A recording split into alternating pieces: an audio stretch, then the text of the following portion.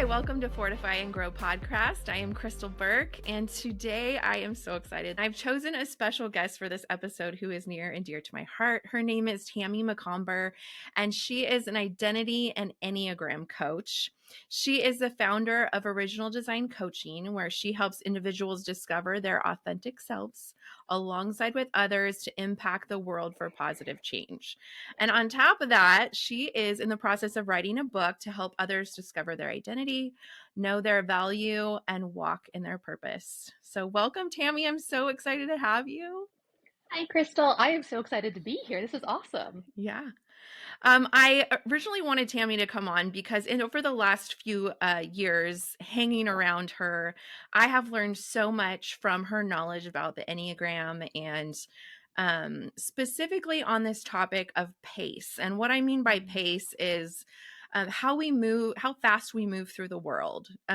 It's something that I had never noticed or picked up on in all my years up until knowing you, Tammy. And so I've learned so much from her, and I wanted her to just come and talk to me about this topic because it has personally been life-changing for me and has really helped me have a lot of compassion for myself, but also create a life that really allows me to be who God created me to be. So Yeah. I'm so excited about this topic. So Tammy, tell us a little about the Enneagram for those of you that, have never heard about this. Tell us a little more about it. Absolutely. Like I can tell you the first time I ever heard the word Enneagram, I said what a lot of people say, and that is the Ennea what? Like it's a Yeah. weird word. Yeah. But Ennea in the Greek literally means 9, and gram means graph. So it's a 9-pointed graph is what it is. And it's a typology tool. Mm-hmm. Everybody, we fall under one of the 9 numbers.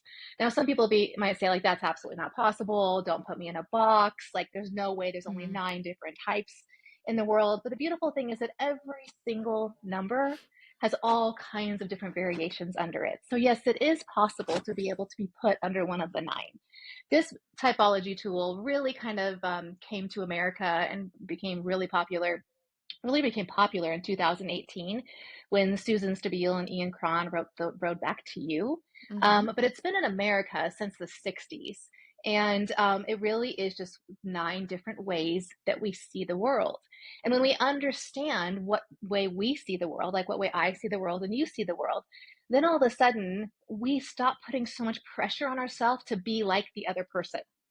Right? Like Yes. we're just okay to be like we are because that's the way that God made us to be. And so we find freedom and we find belonging and understanding this, and we stop comparing because comparison just stills joy. That's what Yeah. it does.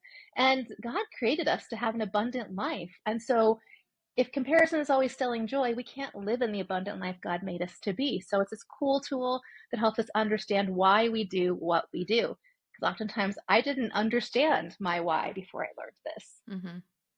Yes. And I personally love it because out of all the different personality profiles, it seems the easiest to remember and grab a hold of. And so it's been fun hearing you talk about it in a lot of different conversations around me. I just love it. This topic of personality, I can't get enough of. So we will talk a lot about this, and every guest that comes on will be sharing their Enneagram number, and it'll just be a fun little facet of this podcast. So tell me, what number are you? I am a 2, Krystal. Mm-hmm. Do you want me to tell you what that means? Yes, because I'm sure no one else knows.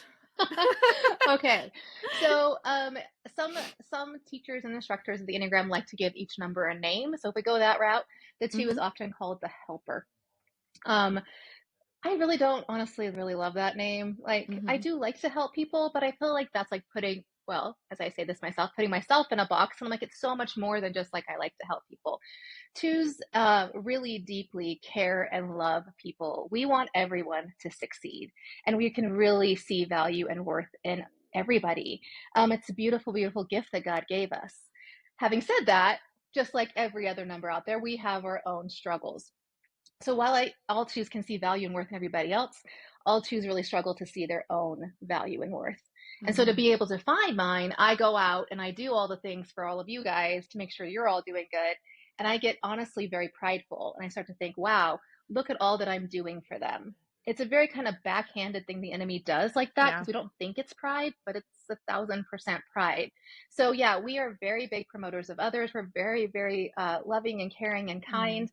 But deep down, if we're not being intentional and doing it for God, we're really doing it for ourselves. And so that's that pride factor that comes into play. So, yeah, I'm an Enneagram too. Cool. Yeah. I love that.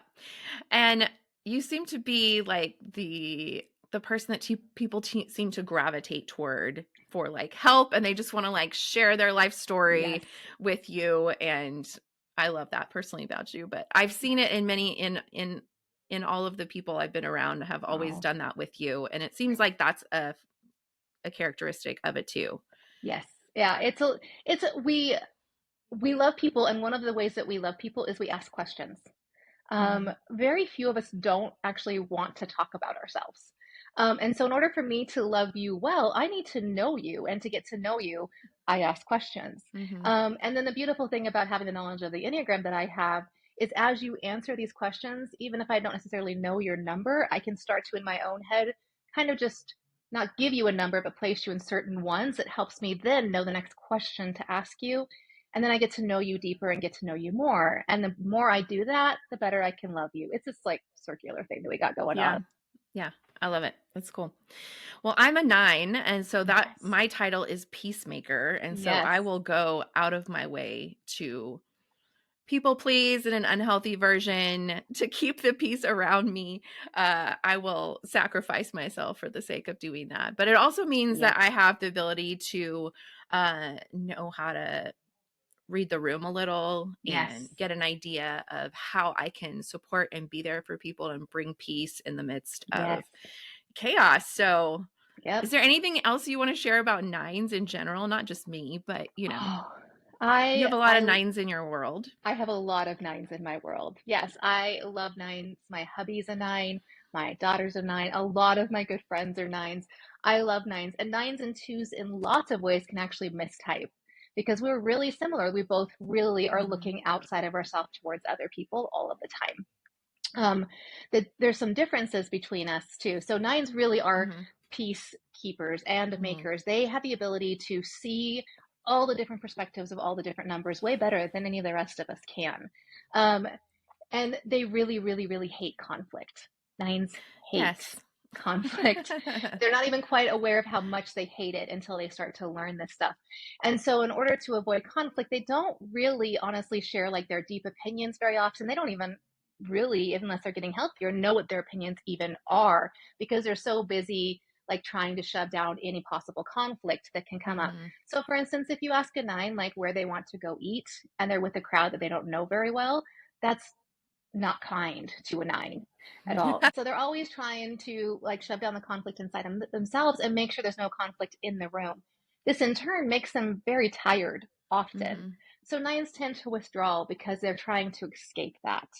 And some people who don't have or don't know this about nines, like they don't really understand them very well. They're like, what's their problem? Why Mhm. are they not engaging? But they're really just trying to make sure that everything is okay. And in the sense of that, what then happens for the rest of us is like we love having nines in our world because they will be there for us, but sometimes they can kind of fall in the background, and then we tend to not see them as well. And Mhm. nines feel that, like they feel that to the very depths of themselves. They want nothing more than just to be deeply seen. So they have this internal thing that's inside of them where they're like, gosh, I want to be seen, but don't see me too much. It's always kind of going Yeah. on because they're scared Yeah. of what will happen if we see them too much. Yeah, nines are awesome. They're just super awesome. Yes, I feel all of those things to the core of me. Most definitely. Awesome. Well, you use this tool in coaching, and this I is not do. your only, focus in coaching isn't just to help someone find their Enneagram number. And what other capacities do you use this?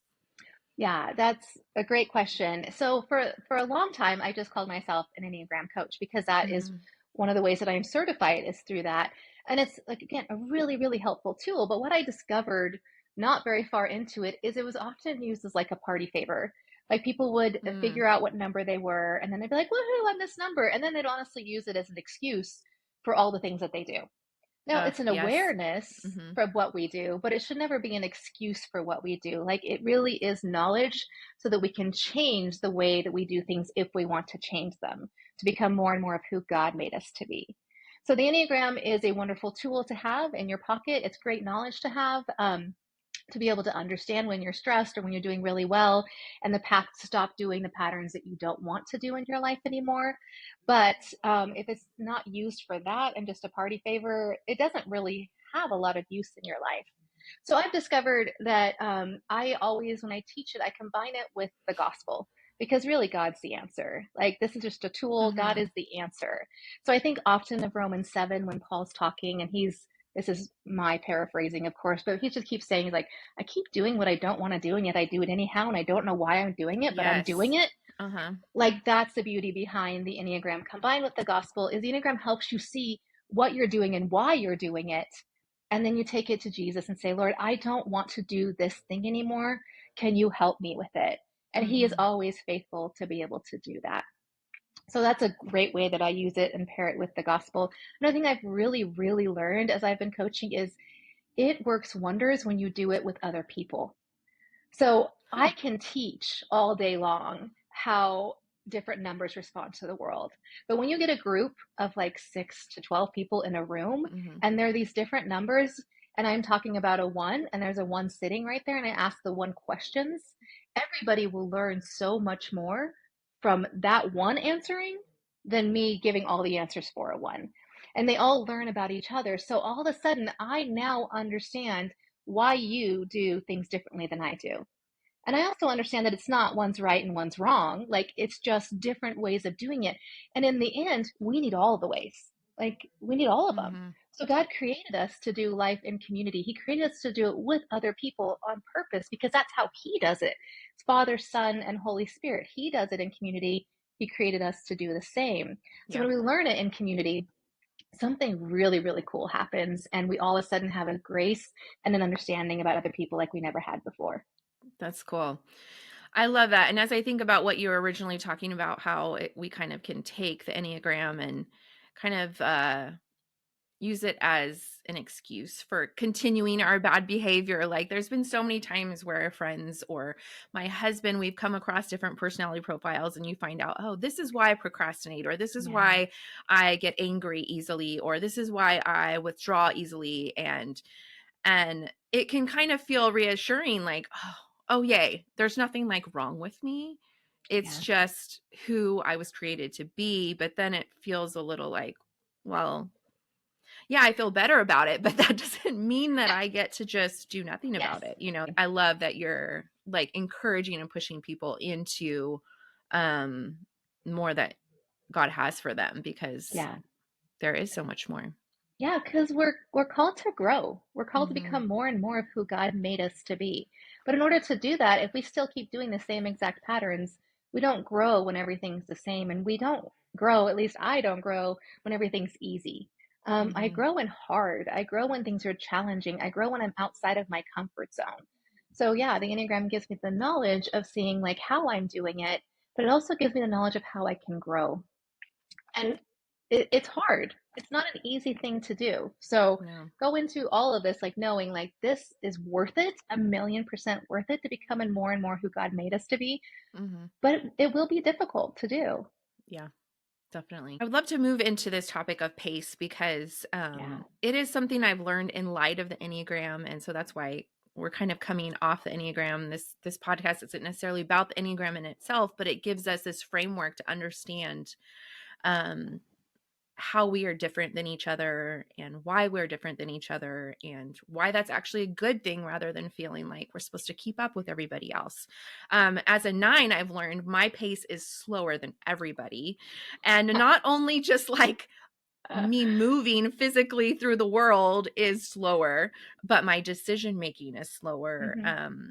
My The amount of tasks I'm able to get done in a day is much less than it seems the other people around me.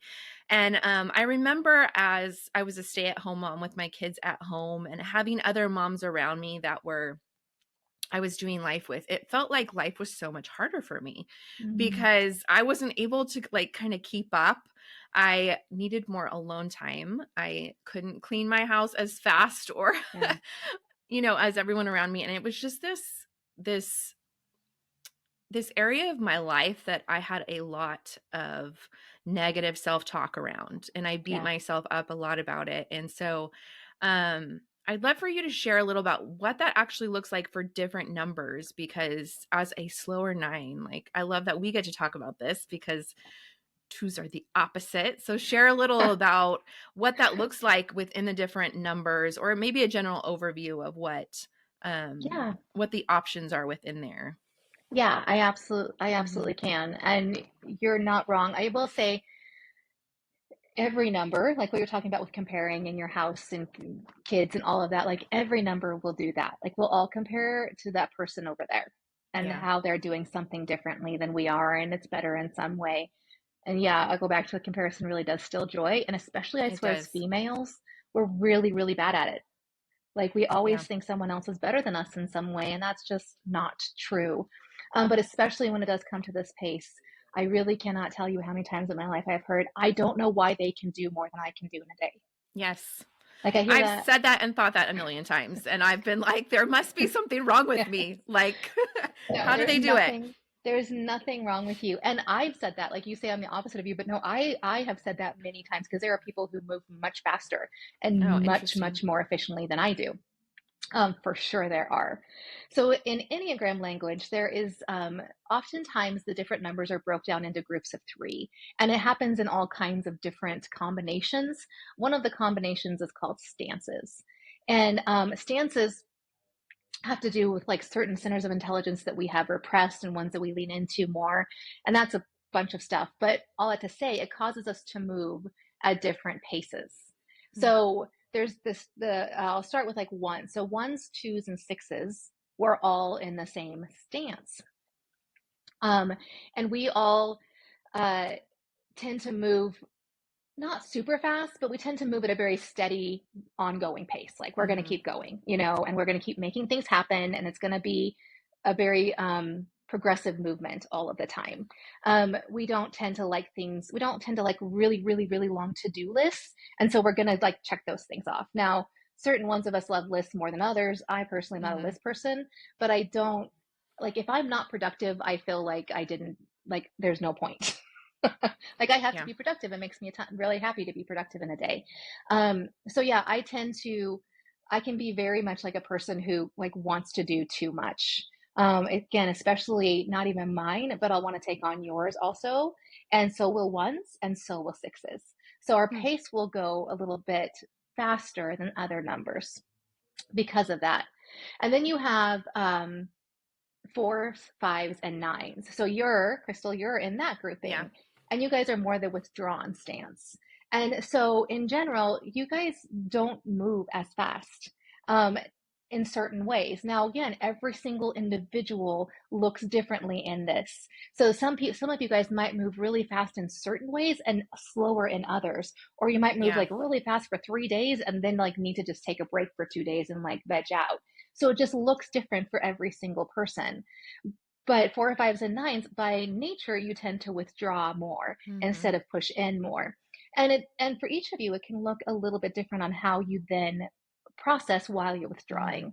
But oftentimes, the withdrawing is I'm going to probably make up a word here, a feeling of stuckness. Like I don't Yes. know the next step. And so because I don't know the next step, I'm just going to sit here until the next step reveals itself to me. Mm-hmm. Um, that doesn't often happen. Like it doesn't magically reveal itself until you take a step. And so that's often the conflict inside of a 4, 5, or a 9 that keeps their pace a little bit Mm-hmm. slower, is they're just kind of looking almost outside of themselves for the next step. And it's this thing they have to learn in order to be able to do it differently. Now, keep in mind, no pace is right or wrong. It's not Yeah. bad to move fast. It's not bad to move slow. It's not bad to be stuck somewhere in the middle, which is where I am. None of them are wrong. And so when we stop looking at that person and saying they're doing it better, we can rest in who and how we do it. Like if I need to go take a nap every day, I'll take a nap. Like there's no Yeah. shame in that. That's just part of who I am and how I'm wired. Hi, I hope you're enjoying this episode. In case you don't know, I am a life coach with Fortify, Coaching, and I help people create one small change at a time that creates sustainable rhythms in their life. And if you're connecting with anything in this episode, reach out to me for a free chemistry call. You can do this by going to my website, fortifyandgrow.com, and click on that contact button. You can also check out my downloads, which helps you incorporate rest and gratitude in your life, and sign up for my newsletter, which will have tips and tricks that may not be in this podcast. So anyways, thanks for listening, and let's get back to the good stuff. And also, being an introvert or an extrovert plays into every single one of these too. And every number can be either one of those. And so some of us who get really filled up by people, like we're going to be out amongst the people moving way faster than people who are introverted who don't want to do that. That changes pace too. Yeah. The last grouping, and these guys, they just move. They just move. They are 3s, 7s, and 8s. Mm-hmm. And the way it's worded is they move against the world. They probably wouldn't feel like that, but that's what gives them their gumption, their go-to. They are out to make crap happen.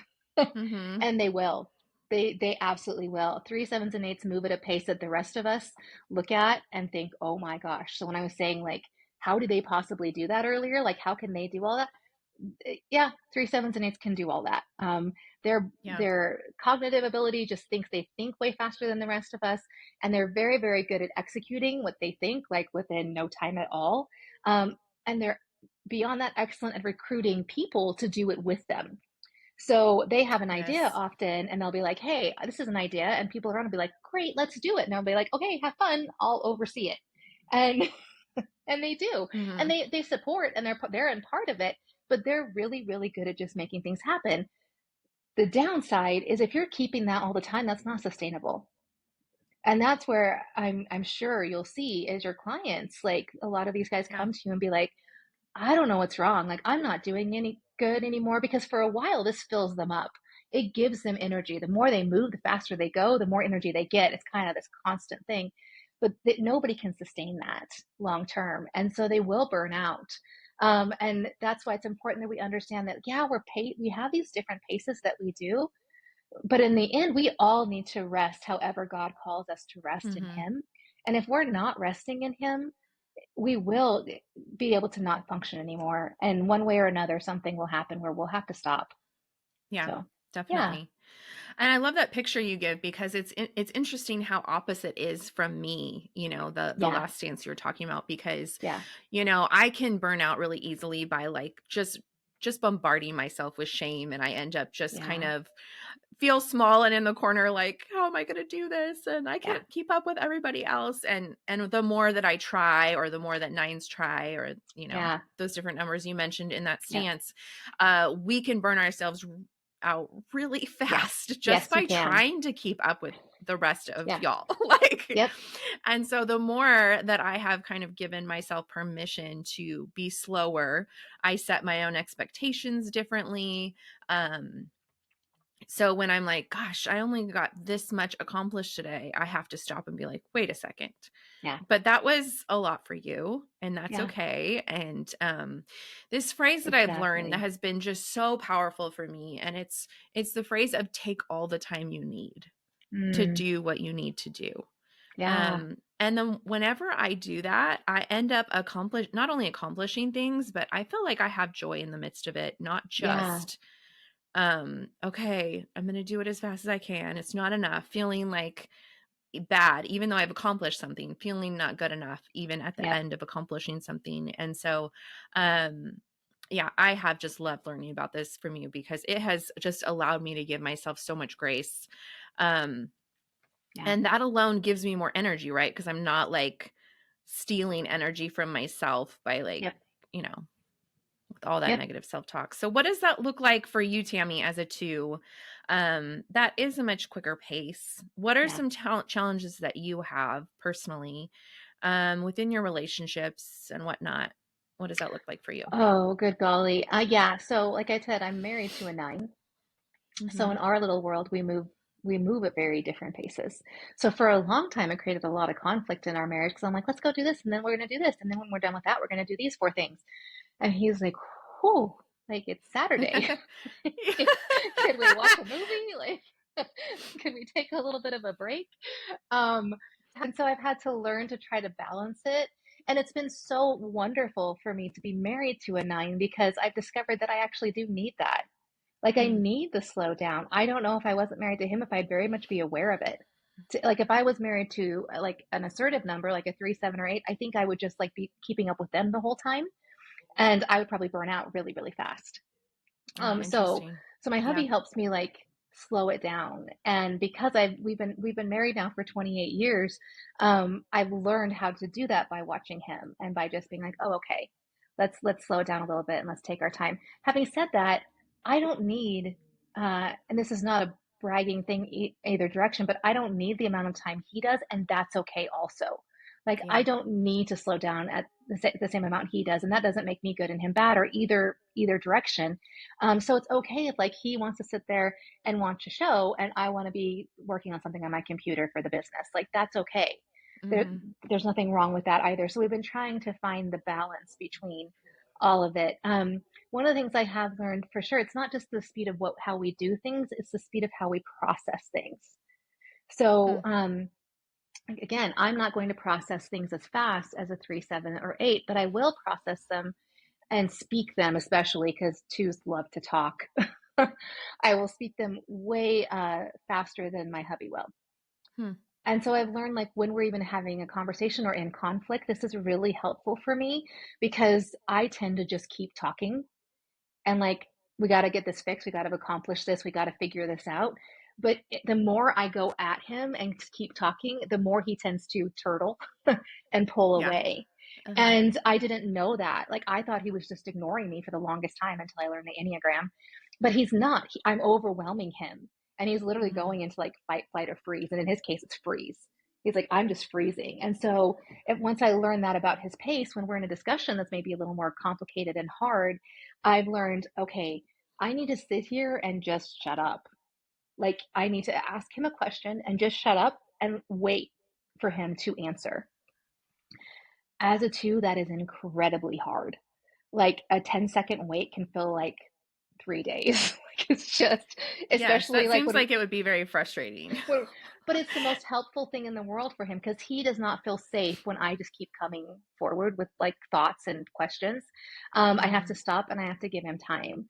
And it's not just him, like the other nines in my life, I've learned the same thing. Like I need to be able to ask them a question and then just sit back and allow them time without feeling shame and without feeling stressed out to actually think about the question and then answer whenever they're ready. When I knew that, it just totally changed the dynamic of my friendships and my marriage, um, between a two and a nine. But it yeah. doesn't just go that far. Like I'll then also understand that if I'm having a conversation with an eight who thinks much faster than I do, if it's possible for me to tell them, hey, you're going to process this way faster than I am, so you're going to have to give me a little extra time, then they're more forgiving and understanding about it. So if we understand how Yeah. all of us are paced a little bit differently, even in these conversations and hard, we can have like conflict, which I know is a bad word to a nine, but we can have conflict without it turning into this big blow up massive fight, just Yeah. because we understand each other. Mm-hmm. Yeah, I love that. So it sounds like it could really be beneficial within the workplace to know how Yeah. to work as a team and to communicate expectations, not only for what you can expect from me, but oh, wow, I see this person's moving fast. Like, I just need to know that that's going to be something that I'm going to have to give myself grace on, but also let them know, hey, I need a little more time than you. Yes. Yes. And they will totally be able to, when, again, really, if we just share those things, like people will be able to understand. Yeah. And we always want to be careful, right? We never want to use it as an excuse, like I'm not going to be productive today because I just don't feel like it. Yeah. I mean, that's never ever what we're going for. Like, no, we can always be productive in some way at our jobs, but the way Mm-hmm. that I'm going to do it and the speed at which I'm going to do it will look very different for you. But in the end, oftentimes when we slow down in our jobs, the finished product is so much better. So we need these 4, 5s, and 9s who like aren't as much in a hurry to like get to the end, to get to the finish line. We desperately need them in our lives because when we hit that finish line with them, when we do it together, our product, whatever that happens to be, will be so much more well-rounded than if we don't do it with them. Yeah. That's cool. I'm sure like the growth process for you in knowing this was a big learning curve to some extent. I mean, I Yeah. feel like that's been for me also, but I would imagine that you deal with a lot of like frustration and anger of like, let's get to this. I know how to do it and I know where we're going and I can do it on my own, but I really want to do it with you. Yeah. So, I don't want to necessarily leave you behind. Like what does that look like for you um in dealing with that frustration and anger um that I don't think is bad. It's just part of who you are, learning to be patient with all the others, just as I could have the same like frustration or anger over, gosh, you're so fast, like I can't keep up with you, can you please slow down and not leave me behind. Yeah. But what does that look like for you? Yeah, that's absolutely a learning curve that I'm working on it. I am truly working on it. It is a bit of a challenge for me across the board. I've learned to hopefully myself have more grace for all the different numbers, whether they move faster or slower than I do. It's understanding that in the end, they're all God's. Like every one of us is Mm, God's, and He wired us the way that He wired us on purpose. And He purposely, intentionally put people in my life that are wired differently than me so that I can learn from them. So I've tried to change my frustration to a learning, and have some more grace. Having said that, I fail at it all the time, like all yeah. the time. I was with some friends the other day. I had given these wonderful ladies like an assignment for the next week, and we gathered again the next week. And there's a seven in my group who I completely adore, and she forgot about the assignment. She was like, "Wait, we're doing what now? Oh yeah, I know, I totally spaced it." And I'm like, "Oh come on," like I tend to totally lose like Yeah. all grace, like all at once. But yeah, we serve a God who is a God of forgiveness and a God of grace, and so that's one of the areas He's always trying to grow me in all of it.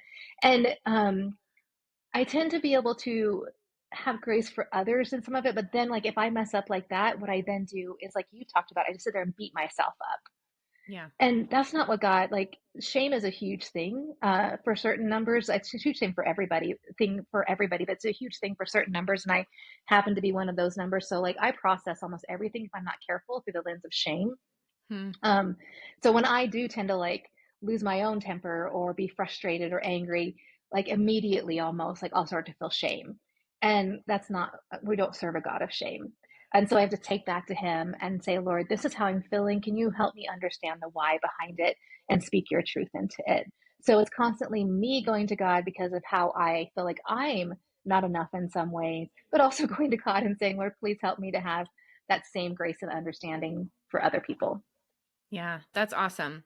I love how it's a mix of like, hey, let's learn how to love the people around us. Hmm. But then also, like, how do I love myself better and accept who God has Yeah. created me to be? What about like the bigger picture, like our culture in general? Um, People talk every day, all day about how our culture is fast paced and we feel Yes, like it we is. can't keep up with paying the bills and we can't work enough. We can't, do all of Yeah. things we need to do as parents, as husbands and wives, as, just women trying to get all of this stuff done. Um, can you talk a little about some of those cultural? Yeah, absolutely. So, Susan Stabile, who kind of nicknamed herself the Enneagram Godmother, and she should. She's wonderful in all kinds of ways. She's one of those authors of The Road Back to You. Um, she says that we live in, as Americans, we live in a Enneagram 3 and an Enneagram 8 culture. Hmm. And I totally agree with her. We look at these people who move fast and whose brains just process quickly and who are not afraid to take the steps into trying new things. We look at them and we idolize them. And Hmm. our whole culture moves that direction. We're like, we got to do, we got to do, we got to do. And I sit there and I look at the Bible and I don't see that in the Bible. Like, Hmm. that's not exactly how God talks to His people. Like, He does have His people go do things. Like, they don't just sit around and do nothing all day long. Like, no, that He absolutely says go and like He tells us to go into all the world and baptize and get them to know get people to know about Him. But but more than anything before that, He says, "Come to Me." Hmm. Be with me. And Yeah. that's a posture of rest and a heart of bowing, not of accomplishing, because God cares way more about who we are than about what we do. And yet society says that's absolutely not true. It Hmm. cares way more about what we do than who we are. And I don't often see a ton of good that comes from that, because then what happens is the opposite of character growth. And that's what all of this is about. We're trying to grow in the character, the original design that God created us to be. And yet the world around us in America tells us we have to go and accomplish and just become whoever you need other people to be, or whoever other people need you to be. Like that's what you need to worry about, is like how they perceive you.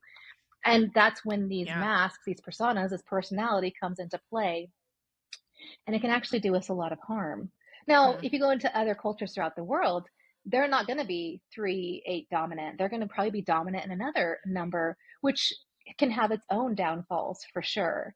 That's why I believe we all are in it together. Like as a 2, I need a 9, and I need a 7, and I need a 3, and I Hmm. need a 1. Like I need them in my life to help me understand these different paces and these different ways of seeing the world, and we learn from each other. And with all of them, we have a more well balanced view for sure.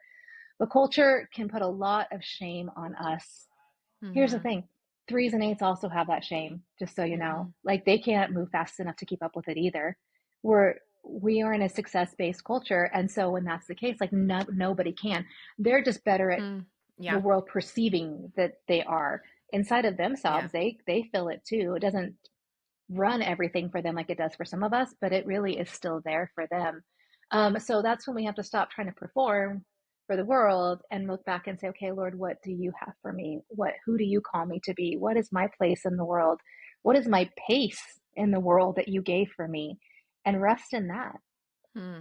That is so interesting because I always kind of view like the fast-paced people that they're like aware of how much they're accomplishing and are like satisfied with it or something. But what you're saying is actually the opposite, that Yeah, even when they're accomplishing a ton, it's yeah. never enough. It's And never, that same no, not very pressure often. is Yep. something that I deal with, something that they deal with, something that you deal with. And Yeah. it's all something that we have to, it seems, kind of not just combat, but really let go of in order to walk in who God has called us to be. Yeah.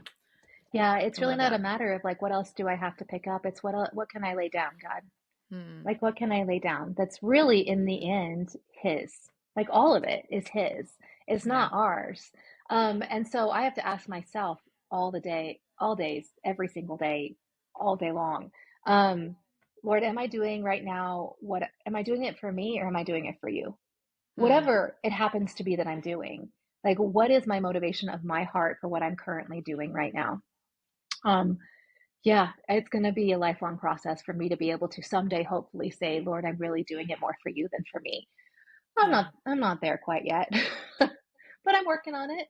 And he wants the posture of our heart to be towards him, not towards what other people think of us. Yeah. It's It's a such a battle. challenge. It It's a is such a battle. challenge. I feel like that one, no matter how good we get at it, it's Yeah. it's always going to be one of those temptations for us to Yep. feel like we want to prove ourselves to not just to the people around us, Yeah. maybe to God, maybe to ourselves even. Um, that can be exhausting just Yeah. internally, but also just running ourselves every day. I feel like some people aren't even really aware that they're doing it either. And so they Yeah. can be kind of feeling like, well, I'm just paying the bills, I'm just doing the stuff, Yep. not really realizing that there's this motivator underneath. Yeah. So Yep. it sounds like that's something, the identity piece that you talked about a little, that you really go into your coaching. Yeah. Yes. Yes, because I mean, let's be truthful. Like everything has to get done. I mean, the bills have to get paid, dinner has to get made, Hmm. which is, dinner and making dinner is like Yeah. my least favorite thing to do. Um, Hmm. but these things still have to happen. So it's not like we can't just not do them. Like life has to continue and it has to go on. But it's the posture of our heart when we are doing it. Hmm. That's really what it continues to come back to for me repeatedly. Like, Lord, like when I'm cooking dinner, am I talking to God while I'm cooking dinner? Because He just wants to be with us in all the things that we do. Yes. And the more that Yes. we are with Him, the more that I'm like, talking to God when I'm driving in the car, and people in the cars around me might think that I'm crazy. I don't know. But like the more I spend time with Him when I'm when I'm cooking dinner, driving in the car, going on a walk or whatever, and just, or paying the bills and being like, Lord, just thank you. Thank you that there's money right here to pay this bill right now. Um, that's what he wants. And that's how we grow, Hmm. is really, really through understanding that he is with us every single second of every day. And he created every single one of us in a very unique, purposeful way. And so when we understand this identity and who he made us to be, it's not about a job, a vocation. It's Mm-hmm. not about what church we go to or what kind of music we listen to or our sexuality. None of that makes us us. There are little aspects of us, but it's God who made us us. And so when we understand, like, Lord, this is who you wired me to be, I'm going to walk that out in every aspect of my life and just show me what you want today to look like. That's where we find freedom. That's where we cannot compare ourselves quite as much, because in the end, we know who we are. We're God's. He created us for this plan and Mm-hmm. purpose. That's what matters. So whether we're collecting the garbage or we're the head chef at some fancy restaurant in some big city, it really doesn't matter. We're walking in who God made us to be, and that's where we find freedom. That's so cool. I love that because it's a really good picture of kind of finding the peace within the chaos, Yes, right? That's like a yes, big theme beautifully I talk said. about all the time. And I feel like that's a really great example of like whatever we're doing in the middle of the day, stopping, giving ourselves grace, and then Yeah, connecting with our creator and letting him kind of not only fill us up, but remind us of who we are, that we're not yeah, created just to run ourselves ragged in the world, but there is more and then there's a bigger picture. yeah, beautifully said. Well, thank you so much. I wanted to hear a little bit about this book that you're doing, and wondered if you share a little about what that is. Well, at this moment, and hold this lightly because, rough draft and all, Yeah. I'm calling it All the Difference. And I'm calling it that because I truly do believe that when you know who God is and who he made you to be, it makes all the difference in your Mm, life. You start walking in the freedom of your authentic self, your kingdom identity, and you stop worrying so much about what the world tells you you need to be. And so that's what it's about. It's really going down to the basics of understanding God, and then the basics of understanding ourselves and Enneagram. And then why on earth, like I started to talk about why we need each other and why we're called to do it together, and how some conflict could arise in that, and how we kind of can help understand each other, just like we talked about a little bit ago, through the lens of the Enneagram and some ways yeah, people see it. So that's what the book is about, is God and self and others. that's cool. I Yeah, can't wait to read it. It's going to be awesome. I'm so glad. I can't wait for you to read it either. We'll I get know. there. I know. It's going to be so exciting. So tell just our listeners a moment how they can connect with you, especially if they're either wanting to understand what their Enneagram number is and they're wanting to receive coaching from you and just dive into, finding more grace from themselves, and all of the things that we talked about regarding identity. Yeah, absolutely. So I have a website right now. It's just called originaldesigncoaching.com.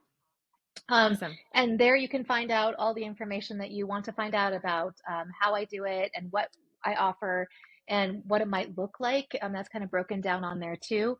And as time continues to go on, I will hopefully do social and all the other things. But right now, it's really the website. It's the same Cool. email too. If you want to just email me directly, it's originaldesigncoaching@gmail.com. And that's another way to reach me. Awesome. I'm so glad. Well, thank Thanks. you so much for being on my first episode as my guest. It was It was a great. And as you privilege. know, I could talk to you about this stuff all day long, but I Yes. had to, contain it to one episode. So I hope that there's more episodes to come where we get to talk more about personality in relation to Me all of the too. stuff. So Me too. Thank thank you you so so very much, much. Krystal. Okay. Bye. Bye. I hope you enjoyed this episode today. I have a free gift for you. It is a guide of 8 ways to incorporate rest into your busy life. You can find it on fortifyandgrow.com under downloadables, and I hope it's helpful. Have a great day.